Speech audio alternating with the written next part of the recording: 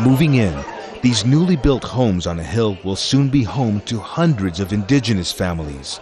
They're part of a government program called Rural Cities to provide better facilities and services to normally dispersed communities.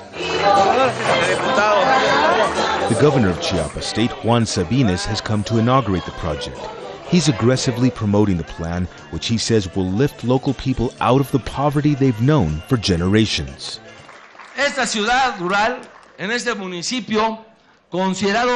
this municipality, considered the most poor of the poor, here in Santiago El Pinar, it was not like this a year ago.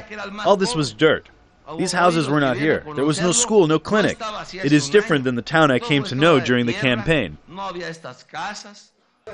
These homes are built using fiberglass walls and compressed wood floors, and they're small, just 42 square meters each.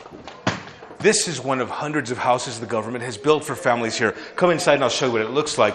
This small area here is the kitchen, complete with a sink, and you can see it's not very big. This is the main living room area. And back over here, you'll see one of the bedrooms. This is one of the bedrooms here. You can see this is quite small, only a couple of meters wide and a couple of meters this side here. And then you can see the walls of the house are really quite thin.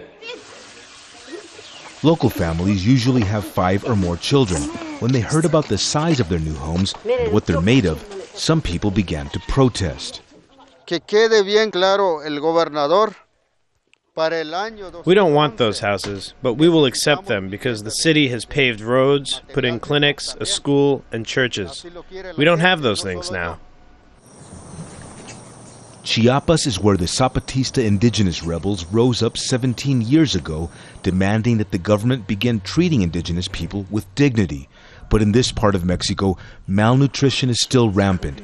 Many people are illiterate, and children still die of curable diseases. A local NGO director says the Rural Cities project is actually designed to get indigenous people off ancestral lands rich in natural resources. No, mira, esa es una política internacional que ha sido diseñada e impulsada desde el Banco Mundial.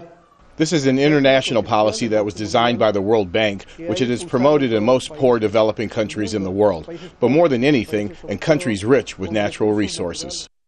But despite the criticism and protests, the project will go ahead, and that means many families will, for the first time, have running water in their homes.